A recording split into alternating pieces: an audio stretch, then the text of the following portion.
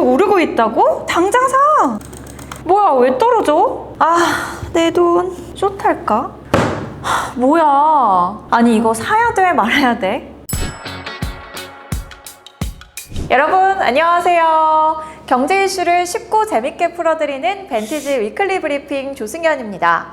9월 초 금융시장은 그야말로 롤러코스터를 타고 있습니다. 채권 시장은 흔들리고 주식 시장은 눈치를 보고 금은 사상 최고치를 찍었다가 바로 조정을 받았죠. 그리고 시장의 온 시선이 미국 고용지표로 향했는데요.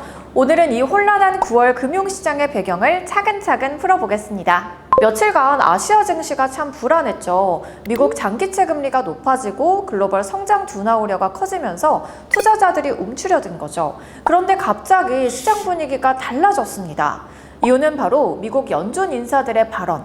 앞으로 금리를 내릴 수 있다는 비둘기파적인 메시지가 나온 겁니다. 그동안 투자자들은 요즘 경기 둔화와 채권 시장 불안이라는 소나기를 맞고 있었습니다. 다들 젖은 채로 불안해하고 있었죠. 그런데 연준이 곧 금리 내릴 수도 있다는 말을 하면서 우산 하나를 내민 겁니다. 이 우산 하나 덕분에 대부분 투자자들은 안심하고 다시 걸음을 내디뎠습니다.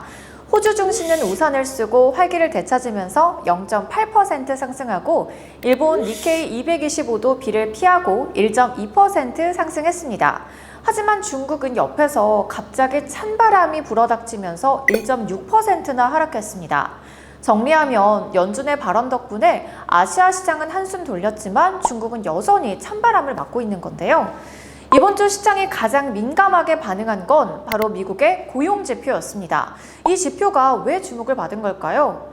미국 기업들이 앞으로 얼마나 사람을 뽑을 생각이 있는지를 보여주는 지표입니다. 쉽게 말해서 채용 공고 수를 집계한 거죠. 채용 공고가 많다는 것은 기업들이 자신감 있게 인력을 더 뽑는다는 얘기니까 경기가 활발하다는 뜻이고, 채용 공고가 줄어든다는 것은 기업들이 뽑을 여력이 없으니 조심한다는 의미라 경기가 식고 있다는 것을 의미합니다.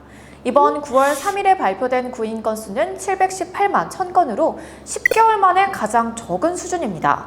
즉 기업들이 사람을 덜 뽑으려 한다, 즉 경기 둔화가 확실해지고 있다는 신호였던 겁니다. 여기에 연준이 매달 발표하는 베이지북도 공개가 됐습니다.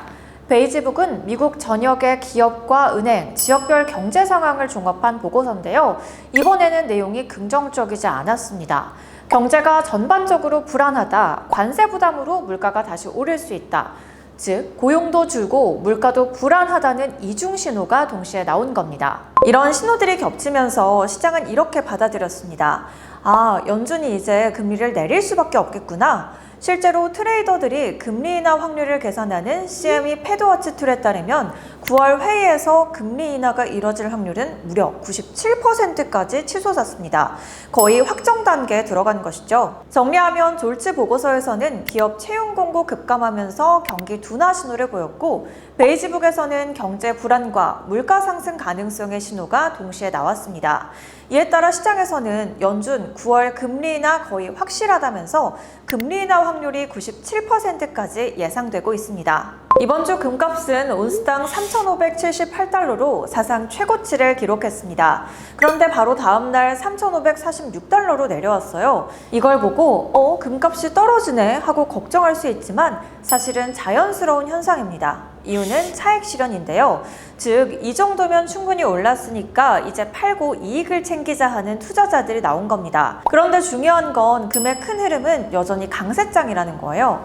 일부 전문가들은 단기적으로 3,800달러까지 오를 수 있다고도 말합니다. 왜냐하면 금은 이자를 주지 않는 자산이기 때문에 평소에는 매력이 떨어지지만 금리가 내려갈 때는 상황이 달라집니다. 은행 이자가 낮아지면 오히려 안전자산인 금에 돈이 몰리거든요. 그래서 지금 금은 단순한 조정일 뿐 큰 그림에서는 여전히 상승 여력이 충분하다는 평가가 많습니다. 이렇게 금융시장이 롤러코스터를 타는 동안 시장 모두가 주목하고 있는 게 있어요. 바로 9월 5일에 발표되는 미국의 비농업 고용자 수 보고서입니다. 시장의 초점은 이제 9월 5일에 발표될 미국 비농업 고용 보고서에 맞춰져 있습니다. 비농업 고용지수는 미국에서 한 달 동안 새로 늘어난 일자리 숫자를 말하는데요. 농업 부분은 계절적인 영향이 크기 때문에 제외하고 대신 제조업과 서비스업, 건설업 등 대부분의 일자리를 포함합니다.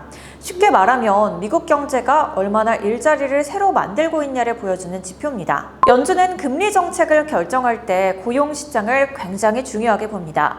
고용이 강하다는 것은 임금이 오르고 이에 따라 소비가 늘고 물가 상승 압력이 있어서 금리 인하보다는 금리 동결 인상 쪽에 힘이 실립니다. 반대로 고용이 약하다는 것은 일자리가 줄고 임금 오름세도 둔화되어 경기 둔화 신호이며 경기 부양을 위해 금리 인하 쪽으로 기울 수 있습니다. 주식시장의 경우 고용이 약하게 나오면 이제 연준이 금리를 내릴 거야 라는 기대감이 커지면서 주식의 호재가 됩니다. 금값의 경우 금은 이자를 주지 않는 자산이라서 저금리 환경에서 더 매력적이에요. 따라서 금리 인하 기대가 커지면 금 수요가 증가하면서 금값 상승 요인이 됩니다. 고용시장이 둔화되는 조짐이 보이면 연준이 금리 인하를 더 확신할 수 있고 이는 주식과 금값 모두에게 호재가 될 수 있습니다. 오늘 내용 정리하면서 마무리해보겠습니다. 아시아 증시는 미국 연준의 금리 인하 신호 덕분에 상승했지만 중국은 규제 우려로 하락했습니다. 채권 시장은 재정 불안 속에 여전히 긴장 상태인데요. 금은 최고치 이후 차익 실현 매도로 소폭 하락했지만 여전히 저금리 환경에서 매력적인 자산으로 평가되고 있습니다. 그리고 시장의 다음 관심사는 바로 미국 비농업 고용지수이며 9월 5일에 발표되는 내용에 귀추가 주목되고 있습니다. 여러분, 오늘 영상은 어떠셨나요?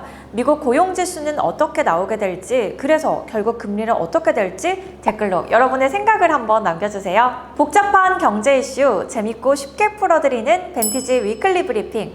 오늘 내용도 도움이 되셨다면 구독과 좋아요 그리고 알림 설정까지 부탁드리고요. 다음 주에도 유익한 내용으로 돌아오겠습니다. 안녕!